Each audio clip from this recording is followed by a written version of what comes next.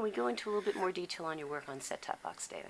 Sure, sure. A lot of the work I've done in set-top box data has been focused on validating its utility to us, and I would say that the data is useful to us if it reflects something in the real world that's important. That's the key thing. So in part that involves looking at different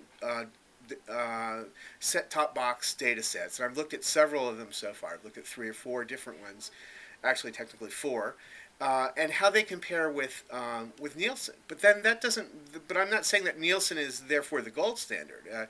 Data set is not valuable to the extent that it correlates with Nielsen. If that were true, then there would be no point in using set-top box data, because then the gold standard becomes Nielsen, and Nielsen is always better than the set-top box data. So I've tried to develop ways of looking at how the data does relate to Nielsen, but also whether it might be measuring certain things better than Nielsen does, and in some cases I think that the answer might be yes. And I believe that because I think that I think there are 2 things that are going on. I think that there are certain kinds of viewing behaviors that tend to be pretty universal for people that are viewers of a show, of a network.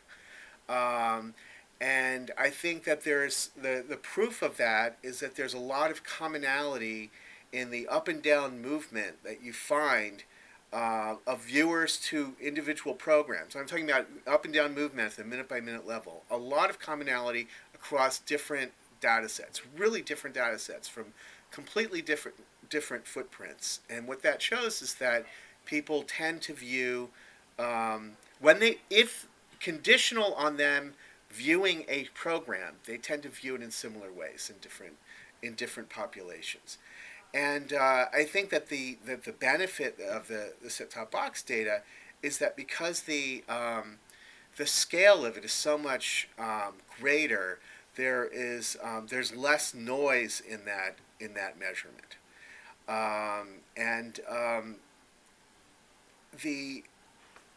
I think that the proof that I found that the set-top box data can provide incremental value over Nielsen is that I found this with 2 different kinds of data, and I found this a couple of years in a row. The fact that for a number of different networks, that you can predict the minute by minute change in the Nielsen ratings better with the set-top box data and how it's moving than from the Nielsen data itself. So can you go into more detail on Okay. that? So in other words, let's say you want to predict what's happening what's going to happen to the rating on MTV at 1:04 a.m. And you have for Nielsen you have what happened at 1:03 and 1:02 and 1:01. It went up, it went down, it went up this much, went down that much, and given that you want to predict what's going to happen in the next minute. Of course, you should be able to come up with a reasonably good prediction because those things are pretty correlated. If you are, for example, if you're heading into a break, then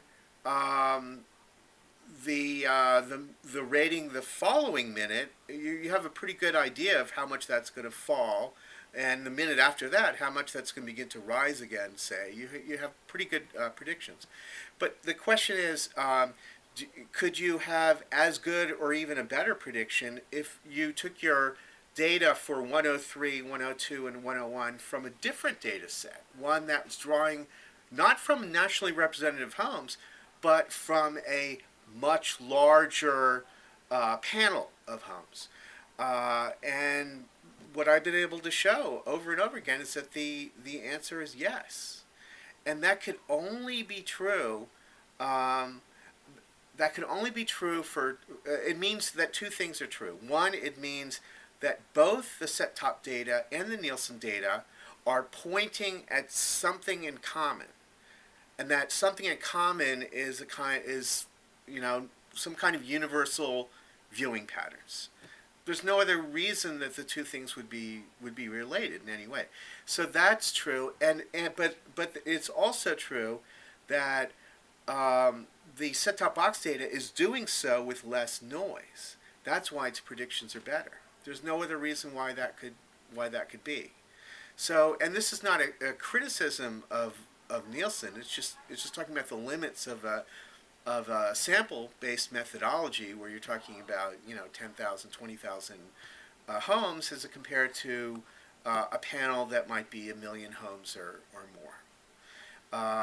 And I've done simulations where I demonstrate the same thing, the truth of that, the same thing happening, where I've created viewing records for millions of homes, and then I take samples of those of different sizes, samples of 10,000, samples of 100,000, and then compare them to the true viewing, which I know, I happen to know because I created it.